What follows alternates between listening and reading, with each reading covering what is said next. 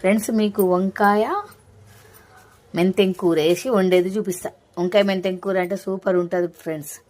1/2 kg వంకాయలకు ఈ మామూలు మెంతెం కూర కట్టలు, 2 ఆలుగడ్డలు ఇవి వేసి వండి చూపిస్తే మీరు కూడా ట్రై చేస్తే ఎంత బాగుందంటారు. ఓకేనా?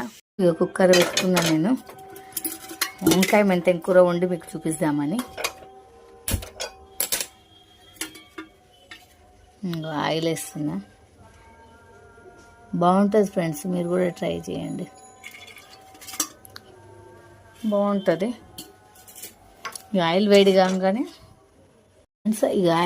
కాగానే ఉల్లిగడ్డ, పచ్చిమిర్చి చీలికలు, ఒక 3 పచ్చిమిరపకాయ చీలికలు కట్ చేసి వేసుకున్నా. ఫ్రెండ్స్, పసుపు పేస్ట్ బాగానే వేసుకోవాలి ఫ్రెండ్స్, బాగా అంటే మామూలుగా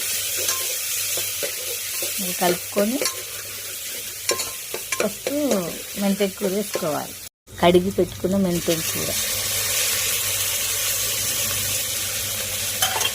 ఈ ఆయిల్గానే వేసుకోవాలి. ఆలుగడ్డ కొంచెం లేట్గా ఉడుకుతుంది కదా, వంకాయలు ఉడికినంత తొందరగా ఉడకదు కాబట్టి ఫస్ట్ ఆలుగడ్డ వేసుకోవాలి.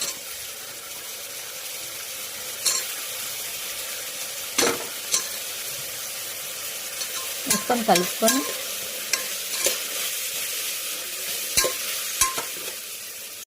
పచ్చిమిరపకాయల చీలికలు వేసుకున్నాం కాబట్టి కారం కూడా కొంచెం తక్కువ వేసుకోవాలి. మిర్చి పౌడరు మేము చాలా తక్కువ తింటాం ఫ్రెండ్స్, అందుకే నేను చాలా తక్కువ వేస్తున్నా. ఎక్కువ తినే వాళ్ళు కొంచెం ఎక్కువ వేసుకోండి. ఓకేనా? ఉప్పు రుచికి సరిపడంత మన ఇష్టం. వాళ్ళు రేపు అందరూ ఉప్పు కారం అన్నీ తక్కువ తినాలనే చెప్తున్నారు కదా, తక్కువ వేసుకోండి ఫ్రెండ్స్. కొంచెం మగ్గినట్టు అయింది కదా ఆలుగడ్డ, ఇప్పుడు వంకాయలు వేసేసుకోవాలి. వంకాయలు వేసేసుకుంటున్నా.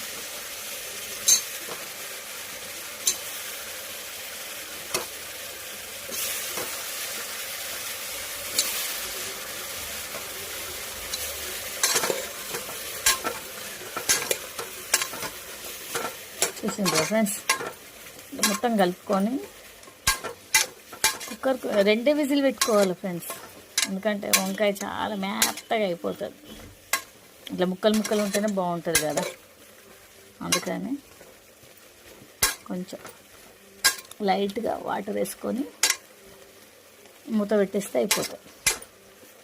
లైట్గా వాటర్ వేసుకోవాలి, ఎక్కువ వేసుకోవద్దు, లైట్గా వేసుకోవాలి ఉడకడానికి. ఓకేనా?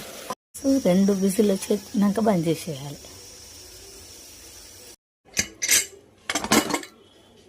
ఫ్రెండ్స్, నా వంకాయ కూర రెడీ. వంకాయ మెంతెం కూర రెడీ అయింది. చూసిర్రా?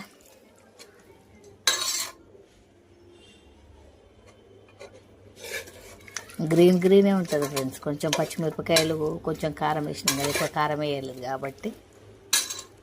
నేను చేసిన వంకాయ మెంతెం కూర కర్రీ రైస్లకు కూడా బాగుంటుంది, చపాతీలకు కూడా బాగుంటుంది. ఓకేనా? నేను చేసిన వంకాయ మెంతెం కూర కర్రీ మీరు కూడా చేసుకొని చూడండి, బాగుంటుంది. ఓకేనా? బాయ్.